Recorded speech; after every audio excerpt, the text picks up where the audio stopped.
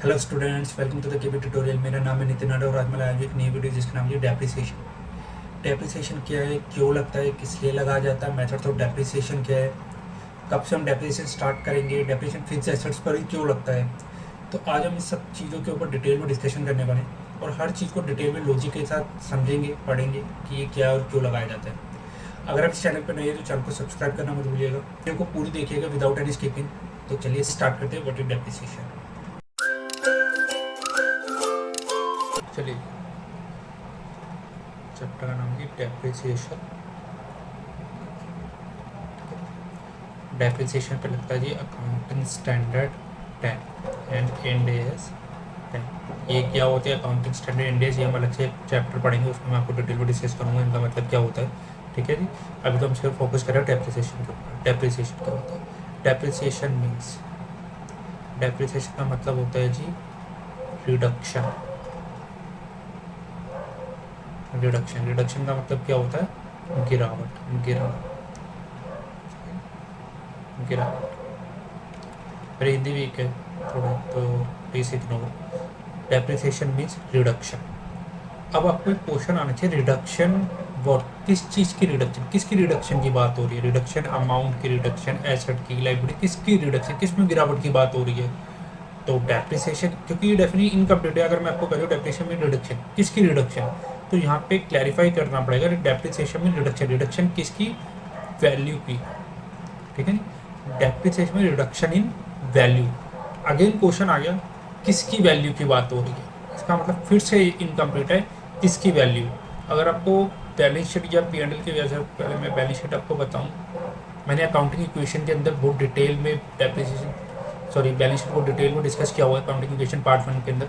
आप मेरे वीडियोस में जाके देख सकते हैं, वहाँ पे बहुत डिटेल में डिस्कशन कर रखा है बैलेंस शीट को। ठीक है जी, आपको पता है यहाँ पे कैपिटल आती है लाइबिलिटी साइड में, तो capital, fixed assets, current asset, non current asset, current liability, non current liability.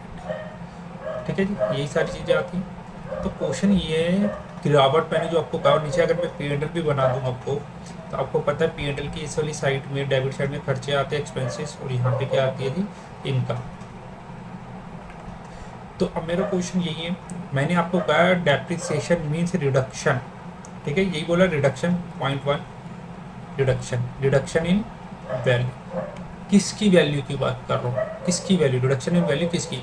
Fix asset की रिडक्शन की बात कर रहे हो, करंट एसेट की कर रहे हो, नॉन करंट की, कैपिटल की, करंट लाइबिलिटी, नॉन करंट, या खर्चे कोई भी जितने भी एक्सपेंसिव जगह उन एक्सपेंसिव या इनकम, किसकी रिडक्शन की बात हो रही है ना? तो ये चीज़ तो इनकम्प्लीट है, किसकी रिडक्शन की बात हो रही है, तो हमें यहाँ पे क्लैरिफाई करना पड़ेगा किसकी रिडक्शन।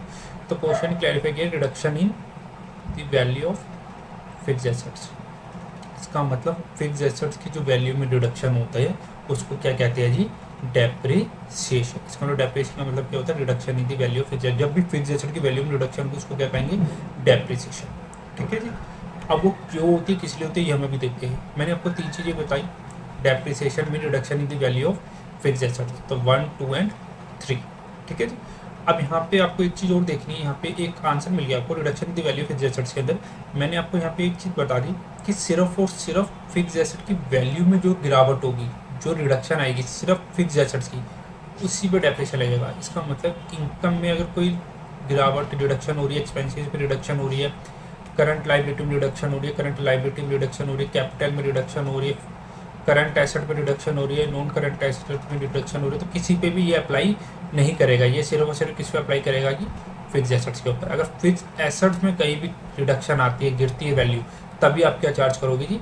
डेप्रिसिएशन। अगर फिक्स एसेट्स में आती है अगर कोई भी रिडक्शन, तभी आप डेप्रिसिएशन चार्ज करोगे। इसका मतलब बाकी पर डेप्रिसिएशन चार्ज नहीं होगा। लेट्स से स्टॉक है, स्टॉक आपका करंट एसेट, इस पर नहीं लगेगा। ठीक है जी, डेटर्स पे आपका नहीं लगेगा, क्रेडिटर्स पे आपका नहीं लगेगा, करंट लाइबिलिटी, करंट एसेट के किसी पे नहीं लगेगा, बिल रिसीवेबल एसेट नहीं लगेगा, बीपी करंट लाइबिलिटी नहीं लगेगा, किसी पे नहीं लगेगा। सिर्फ और सिर्फ किस पे लगेगा जी? फिक्स एसेट पे लगेगा। ठीक है जी, अब आपका ये आंसर कंप्लीट हो गया। डेप्रिसिएशन का मतलब हो गया reduction in the value of fix assets. अब एक क्वेश्चन आपको और आएगा कि क्यों reduction in the value of fix क्यों लगा रहे हैं? दूसरा क्वेश्चन क्या है? क्यों लगा रहे हैं? अब जो कोजेज जो होती है, ऐसे कोजेज ऑफ डेप्रिसिएशन, जब मैं आपको कोजेज ऑफ डेप्रिसिएशन पढ़ाऊंगा वहाँ पे डिटेल में बताऊंगा। यहाँ पे मैं आपको बता देता हूँ जो इनकम्प्लीट को कंप्लीट करने के लिए ड्यू टू 3 रीज़न जो होते हैं मोस्टली। पासेज ऑफ टाइम का आता है, एक होता है passage of time. Passage of time के जैसे जैसे टाइम बीतता जा रहा है उसके अकॉर्डिंग डिटेल में मैं कोजेज में डिस्कस करूँगा। एक एब्सोलेंस होता है, उसका मतलब हो गया जी टेक्नोलॉजी का चेंज होना। टेक्नोलॉजी भी आपको पता है, मोबाइल ले लो आप, हर रोज़ नया वर्जन आ जाता है। एप्पल 10 आया, 11 आया, 12 आया, 13 आया, हर बार नया आ जाता है, जिसकी वजह से हमें डेप्रिसिएशन चार्ज करना पड़ रहा है। ठीक है जी, पासेज ऑफ टाइम की वजह से करना पड़ रहा है, या वियर एंड टीयर के बदले यूज़ किया, फेंक दिया, नया ले लिया, उसकी वजह से करना पड़ रहा है। और भी बड़े सारे रीजंस होते हैं, डिटेल में मैं आपको यहाँ पे बताऊंगा कोर्सेज के अंदर और कितने रीज़न होते हैं और क्या क्या रीजन हो सकते हैं। ठीक है जी, अभी के लिए आप इतना याद कर लो। बाकी डिटेल मेन डेफिनेशन यही है, reduction in the value of fixed assets. कई जगह पे आपको देखने को मिलेगा डेप्रिसिएशन में reduction in the value of permanent fixed asset लिखा होता है। ठीक है, परमानेंट फिक्स्ड एसेट, तब भी ठीक है, बात वही है। फिक्स्ड एसेट्स पे क्यों लगता है, ये क्लैरिफाई कर दिया उसने कि फिक्स्ड एसेट पे क्यों, क्योंकि अकाउंटिंग में 10 भी बोलता है और ये इसकी डेफिनेशन में लिखा है सिर्फ फिक्स्ड एसेट पे ही लगना, बाकियों पे नहीं लगना। बाकी और देखते हैं, यहाँ तक आपको समझ में आ गया होगा। ठीक है जी, तो इतने को हम पढ़ लेते हैं। ठीक है जी, तो इतने को हम पढ़ते हैं आगे। लो जी, व्हाट इज डेप्रिसिएशन? डेप्रिसिएशन में डिक्लाइन, फर्स्ट जो मैंने आपके साथ डिस्कस किया था decline, second in the value, third of a fixed asset. किसी भी फिक्स्ड एसेट की वैल्यू में जो डिक्लाइन आएगा उसको क्या कहते हैं जी, डेप्रिसिएशन। क्यों, किस वजह से डिक्लाइन आ रहा है, कि यूज़ के कारण, पास ऑफ टाइम और एक्सेलेंस, ये मैं अभी डिटेल में डिस्कस करूँगा आपके साथ कोर्सेज में। ठीक है, ये वहाँ डिस्कस करेंगे। चलिए आगे बढ़ते हैं। एक मैं एग्जांपल ले लूँ, लेट्स से आपने एक मोबाइल खरीदा। ठीक है जी, मोबाइल की कॉस्ट है जी 1 लाख। ठीक है जी, मैंने 1 लाख के एक मोबाइल खरीदा, लेट्स से हमारा फिक्स्ड एसेट है, ये मैंने अज्यूम किया फिक्स्ड एसेट है, किसी कंपनी के पॉइंट ऑफ व्यू से खरीदा था। ठीक है जी, या किसी बिजनेस के पर्पज़ के लिए। तो एक बैलेंस शीट है, बैलेंस शीट में जो है मेरा फिक्स्ड एसेट यहाँ पे आ रहा होगा। यहाँ पे फिक्स्ड एसेट में कितनी वैल्यू आ रही है, 1 लाख। ठीक है जी, अब क्वेश्चन ये है कि मार्केट के अंदर, मार्केट जब आप बाजार जाओगे देखो तो वहाँ पे इसकी वैल्यू आ रही है 120। ठीक है जी, अब मेरा क्वेश्चन ये है कि मैंने जो बुक्स में दिखाई है वैल्यू, वो दिखाई है जी 10,000।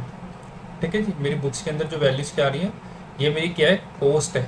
मैंने कॉस्ट पे दिखाया बैलेंस शीट के अंदर, बैलेंस शीट में हमेशा क्या आ रही है, कॉस्ट। ठीक है जी, क्योंकि हमने पढ़ा ना, हम हमेशा किसके ऊपर बनाते हैं, हिस्टोरिकल कॉस्ट के ऊपर सारी चीज़ें बनाते हैं। तो मैंने कॉस्ट पे दिखा रखा है 1 लाख, बट जो चीज़ मैंने 1 लाख का मोबाइल दिखा रखा है उसकी मार्केट में वैल्यू क्या है, 120। बट हमने कितना दिखा रखा है, 1 लाख। आप कहोगे वैल्यू 20,000 से ज़्यादा आ रही तो हमें 20,000 दिखाना चाहिए, बट आंसर इज नो, आपको 1 लाख ही दिखाना है। अगर मैं इसका वाइस वर्सा करूँ, मार्केट में वैल्यू चल रही है जी 90,000 और आपने दिखा रखा है जी 1 लाख, मार्केट में कितने की चल रही है, 90,000, तो आपकी वैल्यू 10,000 से क्या आ रही है, कम आ रही है। तो आपने किस पे दिखा रखा है, कॉस्ट के ऊपर, कॉस्ट ज़्यादा आ रही है। और मार्केट में अगर मैं आज मोबाइल लेना जाऊँगा तो कितने का मिलेगा, 90,000 का, बट आपकी बुक क्या दिखा रही है, 1 लाख। इसका मतलब आपकी ये जो 1 लाख की जो आपने वैल्यू दिखा रखी है, ये ओवर वैल्यू आ रहा है 10,000 से। ठीक है, इसका मतलब ये वैल्यू सही नहीं है। इसको रिवैल्यूएशन भी बोलते हैं, रिवैल्यूएशन के थ्रू हम देखेंगे इसको, ठीक है, डेप्रिसिएशन के थ्रू देखेंगे।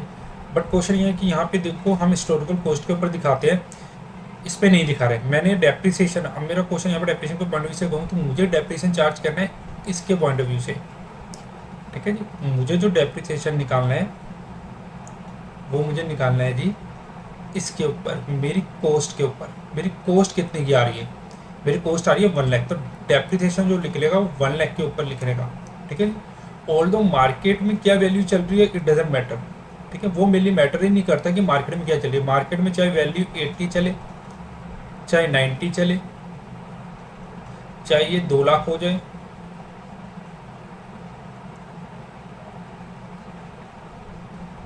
मेरे लिए कुछ भी मैटर नहीं करता। ठीक है जी, मेरे लिए कोई भी वैल्यू मैटर नहीं करती कि मार्केट में क्या वैल्यू चल रही है। मेरे लिए इंपॉर्टेंट क्या है, कॉस्ट। मेरे को तो कॉस्ट पे देखना, कॉस्ट कितनी है, तो मेरे को डेप्रिसिएशन हमेशा किस पे लगाना है, कॉस्ट के ऊपर। इसका मतलब ये हमेशा बेस किसके ऊपर होता है, डेप्रिसिएशन। डेप्रिसिएशन हमेशा बेस्ड है आपके कॉस्ट के ऊपर, ना कि मार्केट वैल्यू के ऊपर। मार्केट में क्या चल रहा है इट डजेंट मैटर, मैटर करता है सिर्फ और सिर्फ कॉस्ट। तो हमें तो कॉस्ट देखनी है, ना कि उसकी मार्केट वैल्यू देखनी है। तो यहाँ पे कंफ्यूज हो सकता है, ये एमसीक्यू में भी आपसे पूछ सकता है, डेप्रिसिएशन हमेशा कॉस्ट बेसिस पे लगता है ना कि मार्केट वैल्यू के ऊपर। तो वही चीज़ यहाँ पे एक्सप्लेन की, इट इज बेस्ड, किस पर बेस्ड है ये, कॉस्ट ऑफ एसेट कंज्यूम्ड, ठीक है, जो आपने एसेट कंज्यूम कर रखा है उसके ऊपर बेस्ड है ये, ठीक है जी। ये बेस्ड किसके ऊपर है जी, जो आपने कॉस्ट ऑफ एसेट कंज्यूम्ड की है, note on market value. Market में क्या वैल्यू चल रही है डजेंट मैटर, आपको इंपॉर्टेंट क्या है, कॉस्ट क्या है उसकी, कॉस्ट के ऊपर आपको फोकस करना है। बाकी जब प्रैक्टिकल क्वेश्चन करेंगे वहाँ भी मैं आपको डिटेल में समझाऊंगा, तो फोकस करना सिर्फ और कॉस्ट के ऊपर, मार्केट में क्या चल रही है वैल्यू मैटर नहीं करती। इसमें आपको क्वेश्चन कंफ्यूज करेगा मार्केट वैल्यू देखिए, हमें मार्केट वैल्यू इग्नोर करनी है, हमें तो किस पर ध्यान देना है, चलो जीरो उसकी कॉस्ट के ऊपर, ठीक है जी। बाकी ये डेफिनेशन ये हम अभी डिटेल में डिस्कस करते हैं। इसको समझने से पहले मैं आपको कुछ टर्मोलॉजी समझाना चाहता हूँ, जैसे कि मैचिंग कॉन्सेप्ट क्या होता है, फिक्स्ड एसेट्स, क्योंकि हमने एक डेफिनेशन पीछे छोड़ी थी, क्योंकि हमने देखा था ना यहाँ पे, अभी हमने क्या देखा है, डेप्रिसिएशन में reduction the value of fixed assets. तो फिक्स्ड एसेट्स क्या है, तो पहले तो फिक्स्ड एसेट्स पता होना चाहिए ना, फिक्स्ड एसेट्स क्या है। तो सबसे पहले हम समझते हैं फिक्स्ड एसेट्स क्या है, फिर मैचिंग कॉन्सेप्ट समझते हैं, फिर उसके बाद मैं आपको ये डेफिनेशन समझाऊंगा एक लॉजिकली, ठीक है। इसको हम नेक्स्ट लेक्चर में समझेंगे, जब नेक्स्ट लेक्चर में आपको कराऊंगा वहाँ पे डिटेल में समझाऊंगा, वहाँ पे आपको ये डेफिनेशन समझाएंगे जब मैं डिटेल में लॉजिक एक्सप्लेन करूँगा, ठीक है। अभी हम फिक्स्ड एसेट्स समझते हैं, फिक्स्ड एसेट्स क्या होते हैं। तो चलिए जी स्टार्ट करते हैं। सबसे पहले हम पढ़ते हैं जी फिक्स्ड एसेट्स क्या होता है। फिक्स्ड एसेट्स की बात करें तो फिक्स्ड एसेट्स में लिखा हुआ जी, सबसे पहले जो लिखा है जी एनी एसेट, सबसे पहले तो फर्स्ट एक एसेट होना चाहिए, और उसके पर्पज़ जो होता है उसका बिजनेस में यूज़ करोगे, ये पर्पज़ होना चाहिए, और इंटेंशन टू सेल नहीं होना चाहिए। इसका मतलब फिक्स्ड एसेट में मैंने आपको 3 क्राइटेरिया बताई, 3 कंडीशन पूरी होगी तो समझ फिक्स्ड एसेट की डेफिनेशन पूरी होगी। नंबर 1 वो एसेट होना चाहिए, ठीक है। कैसे पता लगेगा ये हमारा एसेट है, बिल आपके नाम पे होगा, ट्रांसफर आपके नाम पे हुआ होगा, है ना, और उसका पर्पस जो होगा, मेन पर्पस का मेन पर्पस जो होगा बिजनेस में यूज़ करना है उसको। जो भी एसेट मैंने खरीदा वो मैं बिजनेस में यूज़ करूँगा, ठीक है जी। कहाँ पे यूज़ करूँगा, बिजनेस में यूज़ करूँगा। कंडीशन 3, मेरा पर्पस उसको सेल करना नहीं है, मेरा पर्पस, मेरा इंटेंशन उसको सेल करना नहीं है, मैं उसको सेल नहीं करूँगा, मेरा पर्पज़ ये होना चाहिए। अगर मेरा पर्पज़ ये नहीं है, ठीक है ना, फर्स्ट एसेट है, इंटेंशन सेल करना नहीं है, और बिजनेस करूँगा। तो एग्जांपल दूँ, लेट्स से ट्रक बाई किए, ठीक है जी, मेरे ट्रक का पर्पज़ ये है इसको चला के इनकम अर्न करना, ठीक है, मैं इसे इनकम अर्न करूँगा, ट्रक चलाऊँगा, जो भी इनकम होगी वो मैं अर्न करूँगा। इसका मतलब 3 कंडीशन है। देखो ट्रक मेरा फिक्स्ड एसेट है, तो आंसर इज यस, मेरी पहली कंडीशन फुल होगी। बिल मेरे नाम पे ट्रांसफ़र मुझे हुआ तो ये कंडीशन पूरी होगी। मेरा पर्पस बिजनेस में यूज़ करना है, जी हाँ, मैं इसे बिजनेस में यूज़ करूँगा, कंडीशन पूरी हो गई, है ना। मैं इसको अपने बिजनेस के तौर पे यूज़ करूँगा, मैं इससे इनकम कमाऊँगा, है ना। मेरा पर्पस क्या, मैं बिजनेस में यूज़ करूँगा, इसको चलाऊँगा और इनकम अर्न करूँगा, सेकंड कंडीशन पूरी। तीसरा, मैंने पर्पस क्या, इनकम अर्न करना है, बिजनेस में चला के इनकम अर्न करना है, ना कि इसको बेचना है, इनकम अर्न करना है। नोट टू सेल मेरी इंटेंशन तो है ही नहीं, अगर बेचनी होती तो फिर मैं खुद क्यों चलाता, आगे बेच देता, बट मैं इसको बेच नहीं, मैं खुद चलाऊँगा और इनकम अर्न करूँगा। इसमें मेरी तीनों कंडीशन साइमल्टेनियसली पूरी हो गई, तो ये मेरा क्या कहलाएगा, फिक्स्ड एसेट। सॉरी यहाँ पे मैंने फिक्स्ड एसेट लिख दिया था, ट्रक मेरा क्या एसेट है, तो ये मेरा क्या बन गया, एसेट। तो है, एसेट में भी कौन सी कैटेगरी में आएगा ये, फिक्स्ड एसेट्स में, ठीक है जी। तो आपने डेफिनेशन तो पढ़ रखी है एसेट्स की, तो मैं यहाँ पे ये समझा रहा था एसेट तो है, एसेट कौन सा है, ये फिक्स्ड एसेट्स है, करंट एसेट है, नॉन करंट एसेट है ना। उसमें ये वाला टेंजिबल है, नॉन टेंजिबल है, कौन सा, ये ऑब्वियस वाला ट्रक को हम टच कर सकते हो तो ये क्या है, टेंजिबल एसेट है, फिक्स्ड एसेट में टेंजिबल एसेट, ठीक है। क्लियर हुआ, आपको समझ में आए कैसे पहचानने। तो रियल लाइफ में तो आपको पहचाननी पड़ेगी फिक्स्ड एसेट है या नहीं। यहाँ पे तो चलो ठीक है, आपको क्वेश्चन जितने भी आएंगे फिक्स्ड एसेट्स ही होंगे सारे के सारे, ये मेरी एजम्पशन होती है, बट रियल लाइफ में तो आपको पहचानना पड़ेगा ना, फिक्स्ड एसेट होगा तभी तो इसको डेप्रिसिएशन लगाओ। जैसे कि ये ट्रक मेरी सारी कंडीशन पूरी करेगा तो ये ट्रक मेरा क्या है, फिक्स्ड एसेट है। अगर ये फिक्स्ड एसेट बन गया है मेरा, तो मुझे इस पर क्या लगाना पड़ेगा, डेप्रिसिएशन चार्ज। इसका मतलब एलिजिबल है ये डेप्रिसिएशन के लिए। अगर ये फिक्स्ड एसेट की डेफिनेशन पूरी नहीं कर पाता, ये फिक्स्ड एसेट ही नहीं, जब फिक्स्ड एसेट ही नहीं है तो डेप्रिसिएशन कैसे चार्ज कराओगे, कर ही नहीं सकते आप, डेप्रिसिएशन ही चार्ज नहीं कर सकते जब ये फिक्स्ड एसेट ही नहीं, क्योंकि डेप्रिसिएशन तभी चार्ज होगा ना जब फिक्स्ड एसेट होगा, ठीक है नहीं। तो इसका मतलब सबसे पहले क्या बताना चाहिए, फिक्स्ड एसेट क्या, ठीक है। आई होप आपको समझ में आ गया कि फिक्स्ड एसेट्स क्या है। तो चलिए आगे बढ़ते हैं अगली डेफिनेशन के ऊपर। डेफिनेशन 2, कैपिटल एक्सपेंडिचर, ठीक है जी। यहाँ पे क्या लिखा है जी, मीन्स एनी एक्सपेंडिचर इनका for the current year but benefit will be receive more than 1 accounting year. मतलब कोई भी खर्चा आपने करंट ईयर में किया जिसका बेनिफिट रिसीव होगा मोर देन 1 अकाउंटिंग ईयर। ठीक है, हिंदी में भी लिखा है नीचे। सीधी सी बात है, कैपिटल एक्सपेंडिचर क्या होता है? सबसे सिंपल, ये मैंने पहले भी डिटेल में डिस्कशन कर रखी है, यहाँ पे मैं और समझा रहा हूँ। ये मोस्ट इंपॉर्टेंट क्वेश्चन है, तीनों डेफिनेशन मोस्ट इंपॉर्टेंट है। हर इंटरव्यू के अंदर ये क्वेश्चन जरूर पूछा जाता है, what is the difference between capital expenditure revenue expenditure. अगर आप एमएनसी में इंटरव्यू देने जा रहे हो तो मस्ट है, वहाँ पे ये क्वेश्चन पूछेगा आपसे। ठीक है जी, तो रेवेन्यू एक्सपेंडिचर, कैपिटल एक्सपेंडिचर। तो चलिए समझते हैं कैपिटल एक्सपेंडिचर क्या है।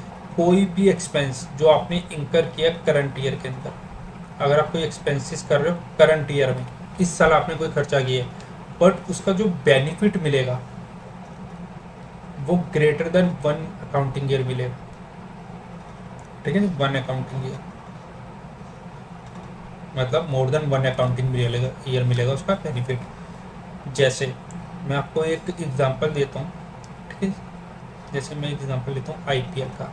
आपको पता होगा आईपीएल के अंदर एडवर्टाइजमेंट होती है बहुत सारी, आपने देखो वो ग्राउंड में कितनी सारी एडवर्टाइजमेंट लिखी होती है, वीवो, ओप्पो। ठीक है ना, इसके राइट सेल होते हैं कि कौन एडवर्टाइजमेंट कराएगा। लेट से मैंने एक सुना था, एग्जैक्ट नहीं कह सकता, कि वीवो ने खरीदे थे राइट 10 साल के लिए 500 करोड़ के। मतलब नेक्स्ट 10 ईयर तक, अगले 10 साल तक जितने भी आईपीएल होंगे, नेक्स्ट 10 ईयर में 10 आईपीएल होंगे, तो 10 आईपीएल में किसकी एडवर्टाइजमेंट चलेगी? वीवो की। अगले नेक्स्ट 10 ईयर तक ग्राउंड पे उनकी टी शर्ट्स में जितनी भी एडवर्टाइजमेंट होगी किसकी होगी? वीवो की होगी। ये राइट्स किसने खरीदी है जी? वीवो ने। ठीक है, वीवो ने राइट्स खरीदे 500 करोड़ रुपए के। इसका मतलब क्या है? अब इसका जो बेनिफिट होगा वीवो को, अब वीवो को देखो, वीवो के पॉइंट से देखते हैं। खर्चा करंट ईयर में किया है 500 करोड़ का, ये करंट ईयर एक्सपेंडिचर हो गया उसका। ठीक है, 500 करोड़ पहली कंडीशन, करंट ईयर एक्सपेंडिचर इंकर हुए। एक्सपेंसिस हुए, पहली कंडीशन कंप्लीट एक्सपेंसिस किए करंट ईयर में किए जी, कंडीशन कंप्लीट करंट ईयर में किए। इसका बेनिफिट मिलेगा, मिलेगा, तीनों कंडीशन पूरे। क्या मोर देन 1 ईयर मिलेगा? तो आंसर इज यस। 500 करोड़ का बेनिफिट हमें कितने साल तक मिलना है? 10 सालों तक। तो हमें ग्रेटर देन 1 ईयर इसका बेनिफिट मिलेगा। हाँ जी, अगर हम इसको 500 करोड़ को डिवाइड कर दें 10 से, तो पर ईयर हमें 50 करोड़ का बेनिफिट मिलेगा। ठीक है जी, तो ये हमारा क्या बना गया? Capital expenditure. ठीक है, अब इस खर्चे को हम क्या करेंगे? कैपिटलाइज करेंगे। मतलब खर्चा तो है, खर्चे की भी दो कैटेगरी है, खर्चे में एक रेवेन्यू एक्सपेंडिचर है, कैपिटल एक्सपेंडिचर है, आपने ही पढ़ रखा होगा। तो ये खर्चे में कौन से वाला है? कैपिटल एक्सपेंडिचर है। तो इसको हम कहाँ पे दिखाएंगे जी? Capital expenditure. मतलब एसेट्स की तरह इसको क्या करेंगे? डेबिट करेंगे, इसकी कॉस्ट में ही ऐड करते जाएंगे, आईपीएल की कॉस्ट में ही सारा खर्चा ऐड होगा। ठीक है जी, तो चलिए अगला पर। और वैसे जो बच के जो कैपिटल एक्सपेंडिचर नहीं है वो क्या है? Revenue expenditure. ये देखो, जो भी खर्चा आपने करंट ईयर में किया है और सेम अकाउंटिंग ईयर में ही कंप्लीट कर लिया, तो उसको क्या कहते हैं जी? Revenue expenditure. मतलब समझ लो इलेक्ट्रिसिटी का बिल है, जैसे हम एक एग्जांपल लेके चलते हैं, इलेक्ट्रिसिटी का बिल। हम कोई एग्जांपल लेते हैं इलेक्ट्रिसिटी का बिल।